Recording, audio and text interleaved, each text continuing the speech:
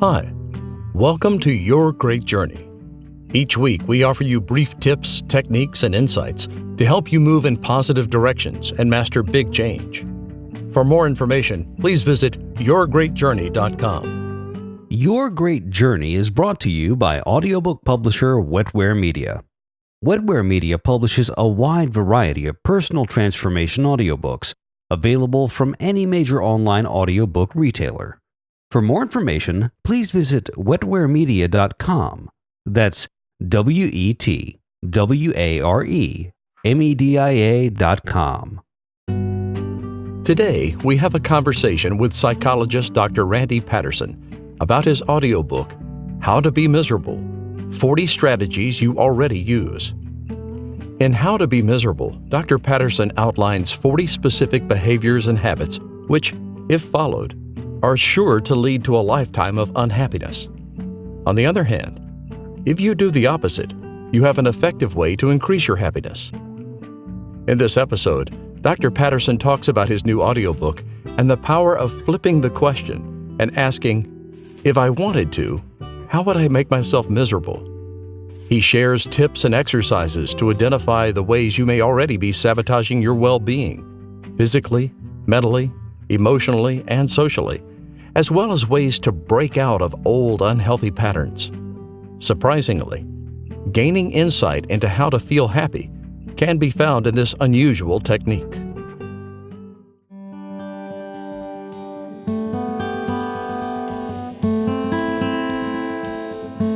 My name is Randy Paterson, and I'm a psychologist in Vancouver, Canada. In the early 1990s, I had a job with the University of British Columbia Hospital.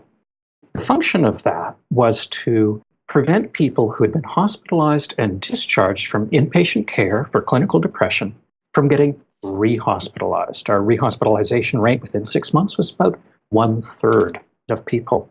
And by providing them with some basic self-management skills, we could actually reduce that. And it turned out that we reduced it to about 8% or so, which is an improvement. Not perfect, but an improvement. The problem with it was that a lot of these people had been in hospital before. They had been through all kinds of treatments.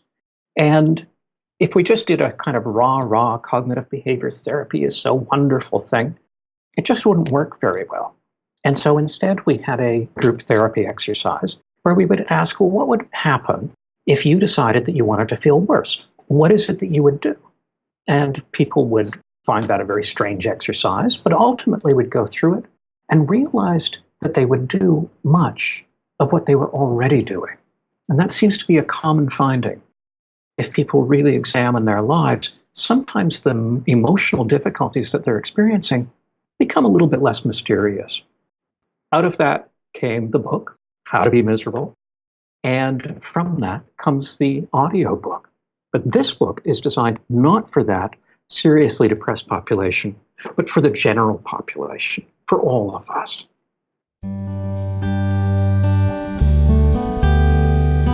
I always think that it's a good idea to explore the roads in your life or in your mind that you haven't traveled very much.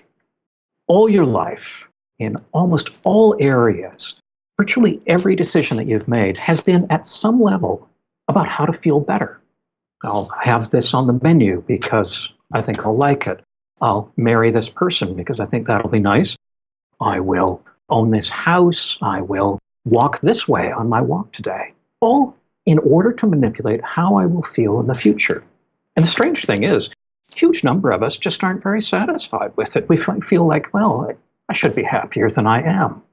We spent all of our lives doing that, and yet what we may not have done is something that's a little counterintuitive. Ask yourself, what would I do if it was my agenda not to feel better, but to feel worse? Now, at some level, it sounds stupid. Why would you do that? It's not your goal to feel worse. Well, if you do it, you can find the road into unhappiness fairly easily. And the nice thing about it is that it's a two-way path. It's the same road. There's a place in the country that I go to, and I'm always looking for this path up a particular little hill. And I always find it very difficult to find.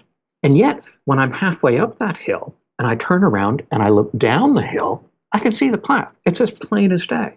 Sometimes that's the easier path to find. I find that this is a really helpful exercise for a lot of people to go through, to ask, well, what if I wanted to feel worse? What would I do?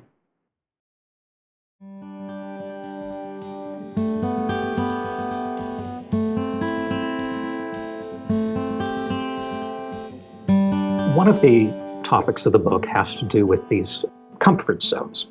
A lot of people really, why are they going to purchase this audiobook? It's to find comfort and to really feel comfortable. And a lot of people really don't like the discomfort in their lives and are fleeing from it. The problem is that there's a bit of a paradox there. The more time that we spend within our personal zone of comfort, the smaller it gets. The metaphor that I always use is that garbage room in Star Wars, where the walls get smaller and smaller and smaller. The more time you spend trying to be comfortable, the less comfortable you are. Initially you feel comfortable at home, and then it's maybe only certain rooms in your home, and then maybe only your bedroom, and maybe only when you're sitting on the bed and, in a certain position. Ultimately, the comfort zone gets smaller and smaller. The only way to expand our comfort zone is by leaving it. If we leave it to the zone of extreme discomfort, which is, of course, what many of us think of, I'm not very comfortable public speaking, I should stand up in front of a crowd of 10,000. Well, that's probably beyond you. But what you may need to do is to enter your zone of mild discomfort. And if you do that, the mildly uncomfortable thing, like going to your community center, visiting a social club of some kind, taking up bowling, whatever it might be, initially is uncomfortable, but with repetition, it becomes comfortable. Your comfort zone expands. And your zone of extreme discomfort also begins to shrink, even though you haven't actually done any of those things. Those things that were absolutely unimaginable become kind of uncomfortable to think about, but not completely unimaginable. And at that point, they're your zone of mild discomfort. You can contemplate doing them and further expanding your comfort zone. So it's a weird idea, but the way to get more comfortable with your life is to become more uncomfortable, to do those things that make you a little more uncomfortable. One of the slogans for this is, every day do something that you fear. The only bit that I would add to that is something you fear a little.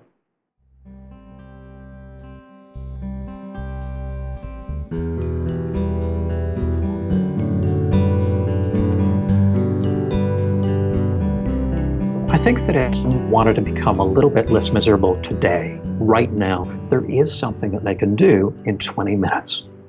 So take out a pen and a piece of paper, look at the clock, how late is it going to be 20 minutes from now, and then sit down and ask yourself that weird and counterintuitive question. What if I wanted to make myself feel worse? What would I do? And see if you can wedge your mind out, expand your mind, and really get a sense of what might I do. Allow yourself to think very broadly, and what you will often experience is a sense of blankness. It's like, I don't know. I can't think of anything.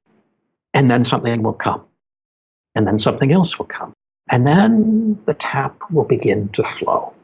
And often you'll find yourself coming up with idea after idea so quickly that you have a hard time actually writing them down. And you'll find that you've come up with some ideas that you just genuinely don't do. Maybe you're not a fan of sad movies, and one of your ideas is that you'd watch sad movies all day long. But once you've finished your list, go back and make a checklist of which are the things that you already do. You see, when you feel bad, that changes your motivational structure. What you're motivated to do when you're feeling sad is usually precisely that which will make you even sadder. So when people become depressed, more extreme version, they're motivated to avoid exercise, not sleep very well, not eat, avoid other people, isolate, and so on. So what they do is almost precisely that which magnifies the problem.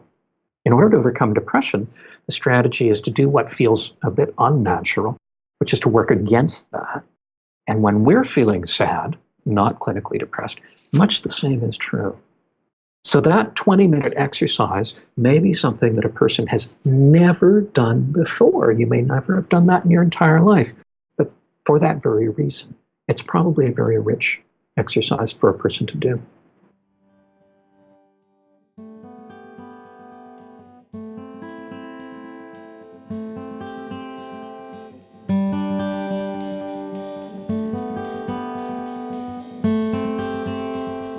One of the concepts in the book that I really dwell on is the idea being that we should always be striving to improve ourselves and get better and deal with our flaws and that kind of thing. And to some extent, this can be a very useful thing. But it can also bring with it a problem. And that is that our behavior convinces a little part of our brain that there's something seriously the matter with us. We begin to see ourselves as faulty. And subtly, without really looking at it, we think that the goal is to become a person who has dealt with all of their baggage, who has no difficulties. That person does not exist, and they never will. We will never be free of all of our anxiety or our sadness or our anger. We can get rid of some of it, but we can't get rid of all of it. To the great extent that we are trying to become flawless, we may be making ourselves more miserable. What we need to do is embrace our own imperfection, recognize that we'll always be a work in progress, and allow ourselves to be faulty, sad, bored, anxious, to be miserable at times, and not to struggle quite so much with it.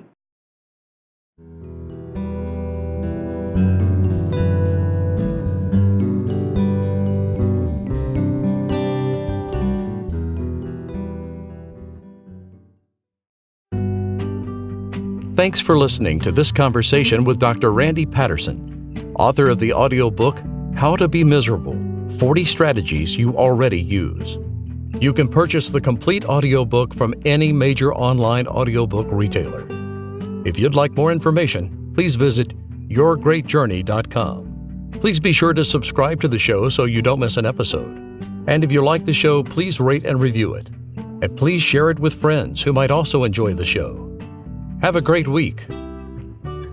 Your Great Journey is brought to you by audiobook publisher Wetware Media.